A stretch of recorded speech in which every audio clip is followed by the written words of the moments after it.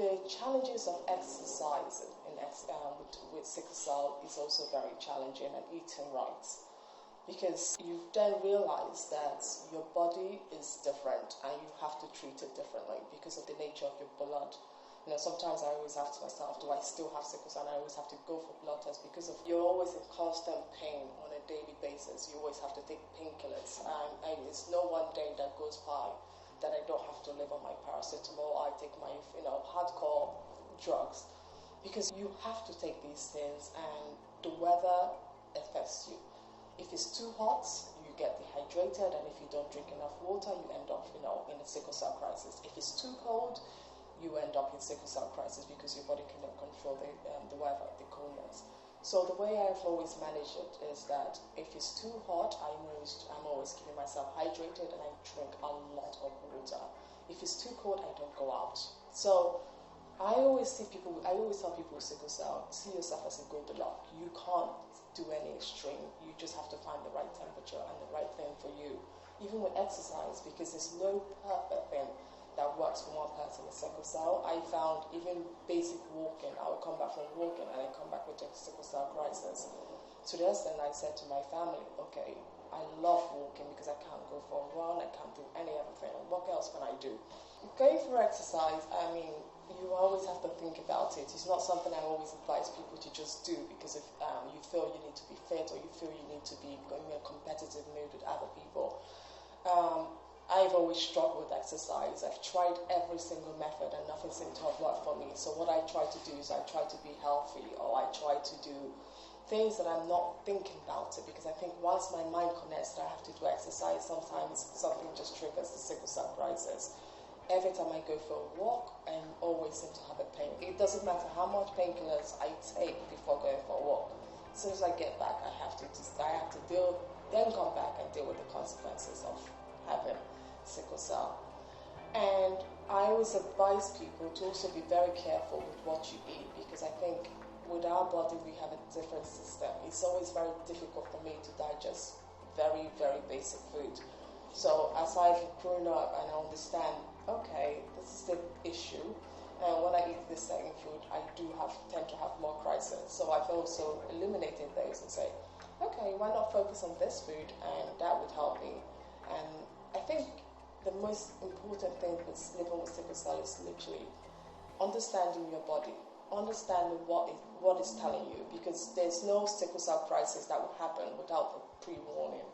If you're too cold, you get that signal that a crisis will come up. Well, by a basic pain, it might be a pain in just your finger, and that pain then multiplies and gets worse. So it's always good to listen to your body and understand, okay, this is coming on. What do I do now? Do I stop or do I take some painkillers? Another thing I will talk about to everyone here is about our social life. People with sickle cell, I must tell you, when I was a teen, I really did not have a social life. And it's not by choice. It's not because I didn't want to have a social life. And I wanted to go to all the parties everyone was being part of. I wanted to do the things all the teenagers were doing. But every time I did it, I ended up in hospital. So I had this choice to make. Do I want to do things and I always end up in hospital where I put my mom and my father in panic attack because they're always worried about me? Or do I figure out how to make my own home my place of enjoyment? So I just had to make that choice because I was sick and tired of being embarrassed when I'm out there. When, for example, if we go out on a night out, club out, I noticed there will be an ambulance waiting for us because I've been so sick and they need to take me back to hospital, and I have to call my mom in the middle of the night. And I realized I was sick and tired of being embarrassed about being humiliated. You're out on a nice night out and you're going home to hospital, which is a place which I didn't want. I didn't want to spend my night out the next day. And I always feel that challenge of the social life was a big challenge for me because people never would understand you, even in school, going to school. You have to change friends because I was never consistent at work or in school because I would come in this week and next week I'm not in school. So people found that a bit odd. A friend of mine once told me, and I'd love to be your friend, but I don't want to be lonely the next week because you're not going to be in school that next week. So I need to find other friends. So I'll come into school where the day I'm very healthy and no one will speak to me and I have to start making friends again. And those as a child growing up was actually very challenging for me because I had to understand, to learn to appreciate myself and appreciate my own space, and also appreciate that my own friends were my family, and dealt with it and understood that if people want to be my friend, if people want to know me, they have to understand that I have this condition which is out of my control, which I have to deal with, and which makes my life unpredictable. 1 minute I might be well, and another minute I might be unhealthy, I might be very, very, very healthy. So these are the challenges that come with living in sickle cell. But I think on the bright side, there's been lots of research and investment that's been poured in it because more people are starting to talk about it. Unlike before, when people thought sickle cell was more of a cause or abomination, people didn't want to talk about it. But what we're realizing is that people now are coming out and being bold and saying, yes, I do have sickle cell, but this is how I manage my condition. It's something that you could actually live past a certain age if you do take the necessary precaution.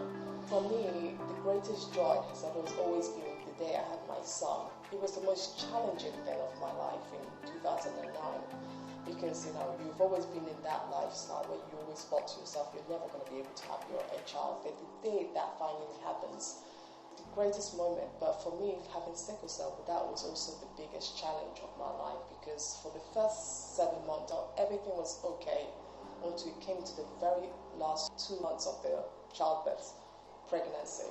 Then I realized this is not easy. My body could not take it. My body was just found carrying an extra child absolutely heavy. And yes, he was born in the UK. The UK was still trying to understand also how to deal with someone like my case that is having this difficulties. You're pregnant.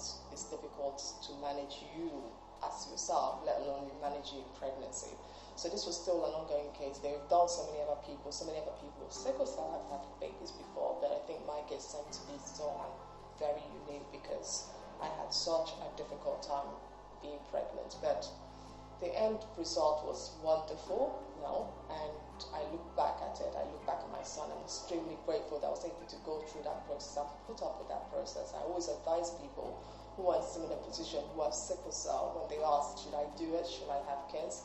I always say to them, it's always going to be a challenge because our body cannot take that much pressure. If you have the love, if you have the support, because of the first few months, first year of my son's life was very difficult because I was still going to hospital a lot. My husband will have to just make sure that we have a nanny that will stay at home to look after my son while he takes me to hospital. So all those challenges, I always have, like I've said before, sickle cell tend to happen at night when you're still in that stage where, everyone is sleeping. My mom and my sisters will have to come round to the house to look after my little son. These are massive challenges which people must be prepared for. And I always tell people with sickle cell that you must be prepared for it. You don't neglect the little things, but at the end of the day, the joy outweighs those struggles because if we live through this all our life, we just have to find this way to make it.